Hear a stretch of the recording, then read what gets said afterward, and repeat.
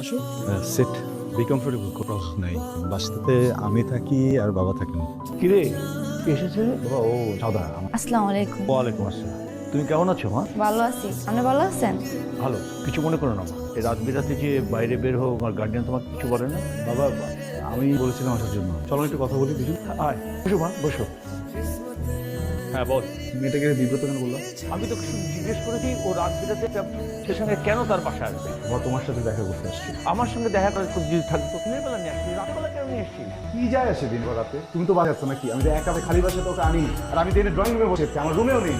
মা যদি থাকতো না, মা আসলে বুঝছে। ইমোশনাল কথাবার্তা বলিস না, বাস্তবে আয়। এই মেয়ে কেন তোর বাসা আসবে রাতের বেলা? তারপর তো সে একটা মেয়ে, এটা তো অনেক কিছু ভেবে চিন্তে চলতে হবে। কি কাজ করো শুনে তো। আমি তোকে পরিষ্কার বলেছি, এই মেয়ে কিন্তু তোমার যোগ্য নয়, অযোগ্য। আমার একদম ভালো লাগছে না, প্লিজ। ও এই প্রবলেম হচ্ছে, সাদা, সাদা,